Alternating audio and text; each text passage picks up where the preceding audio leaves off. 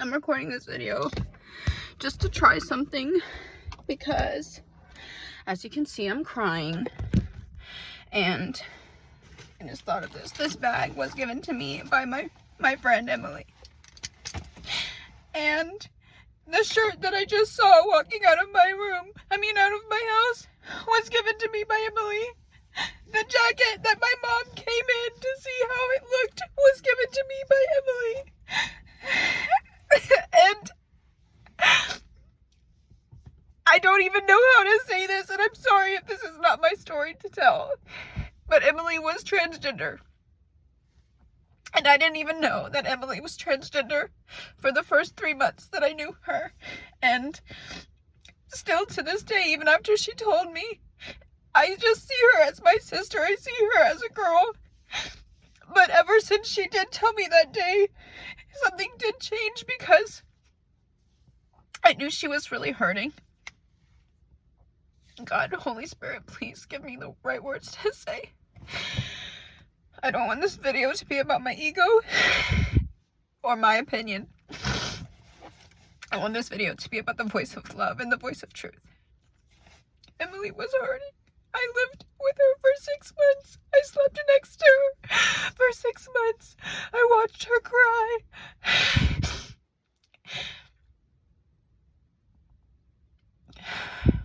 We shared a lot of the same struggles.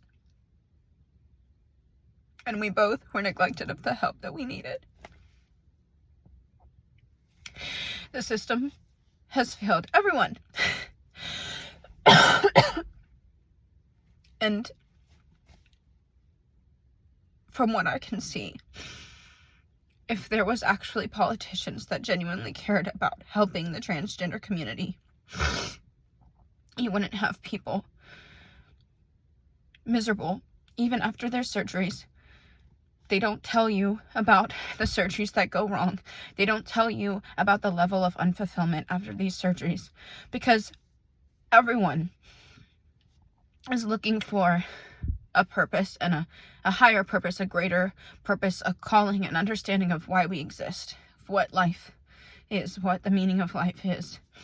And regardless of religion, I think that the greatest sense of joy we can get is when we're helping others. And so I empathize and relate to those who want to help the transgender community.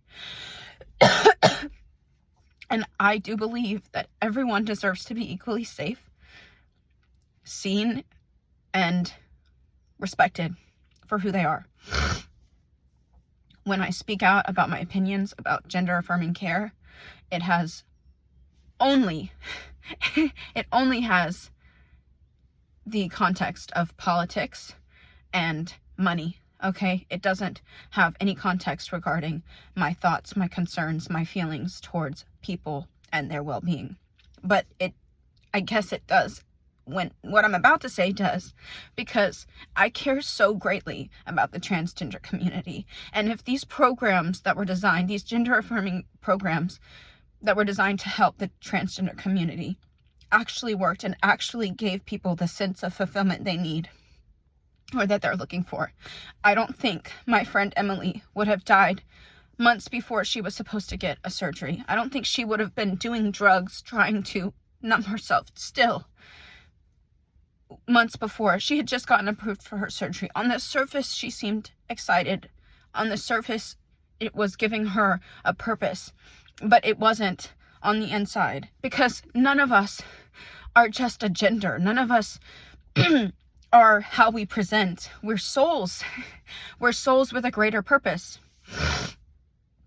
And I think Emily was put in my life so that maybe I would be making this video right now, saying, I love you.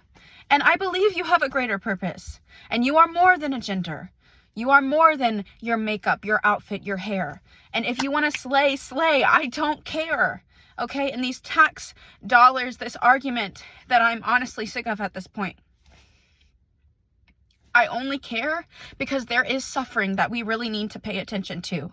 So I do want to call out those of you who are beautiful people who don't know your worth and think that you need a breast enhancement to be worthy, or you need some sort of cosmetic, forgive me, but I'm going to say cosmetic, because I do think a breast enhancement at that point is cosmetic. we could argue about the other genitalia in a different, but I'm just going to be narrow in that sense. If that, I heard someone in the transgender community, another person that I was living with, another person that I call my friend, who was also struggling with mental health, but they defined their worth in this. They were always, every day they'd leave and they were like, am I passing? And like, I know not every transgender person is like that, but there's so many that are. And I wouldn't want my girlfriend. I have cisgender friends that are like, oh, well, I'm hotter than her. I'm like, I don't like it when they talk like that either. Your worth is not found in that, okay? But so I just need to speak that message of truth. Then on top of that, I need to speak the message of truth that, and I think I missed something. I think I jumped too far ahead, so forgive me. There are women who need representation right now. So if you love women, if you are a transgender woman who says you love women, please don't say, oh, I never understood how hard it was a woman until now, because you still don't. You still don't. And you won't.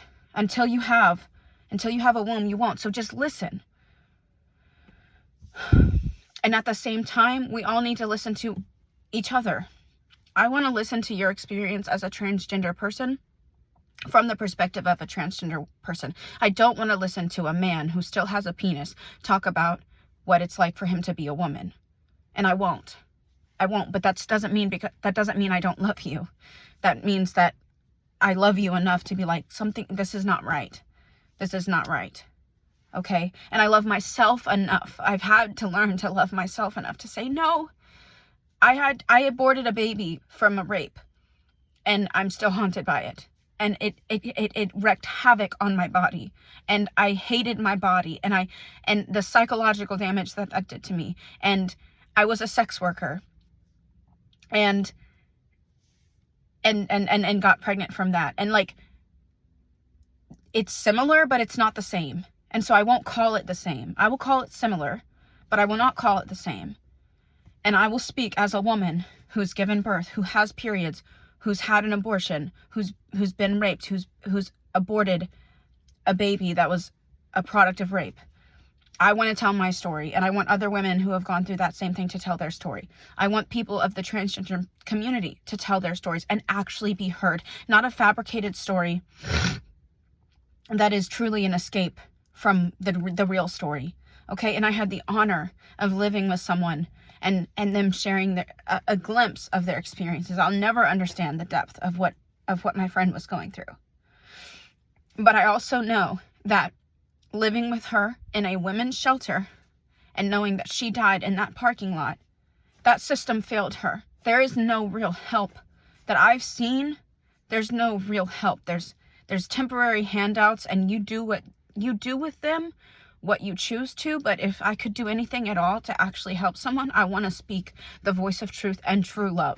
And that's why I'm crying, because I'm afraid of being called homophobic, transphobic. I'm not afraid of the transgender community. I'm afraid for the transgender community, because Emily wasn't getting therapy. She wasn't getting help, and she ended up being, someone said, decapitated. I have not seen any reports, but you don't hear that being talked about in LA, but it's happening a lot. You don't hear them talking about how many of the transgender community is on the streets prostituting themselves. I'm not saying everyone in the transgender community is struggling with mental health to the point where they're on the streets and they're making terrible decisions and they're addicted to drugs. I'm sure there's plenty that are not. But those are healthy individuals that have made a choice to live their life the way they want to choose it. And I don't mind how anyone chooses to live their life or presents or even has a surgery. That doesn't affect me, you're right. But when it comes to my taxes paying for something and services and organizations, public organizations that I have seen firsthand are failing the people, I don't want to be a part of that. And that's why I'm conflicted. So no, I'm not trying to control people. I'm just trying to speak life into another perspective, that maybe it's not because people hate transgenderism from a sense of we're afraid of it. We're afraid for those that are being sucked into a vast escape through it. Not everyone in the community is like that. Just like I don't know, not everyone that shops at Target is addicted to shopping. I don't know how else to explain it. There's levels to everything, but we can't be so in favor of transgenderism as a country and so, accepting. It'd be like giving your kid candy because your kid says it likes candy, and you say, okay, have as much as you want. And then the next thing you know, your kid's obese and sick. Did you really show your kid love? That's how I feel about this topic. I'm not telling people they can't be transgender. I'm not saying it can't exist. I'm not saying it doesn't exist. It does. Non-gender conforming, non-binary, whatever. Gender itself is a made-up construct. So this is another conversation we could have. I just have to say that not everyone who's not in favor of the trans agenda, if you will, is not in favor of transgender people. Some of us are in favor for those people, for those souls, and want to see liberation, and want to see freedom, and want to see health, and want to see prosperity for all people. All right. Thank you.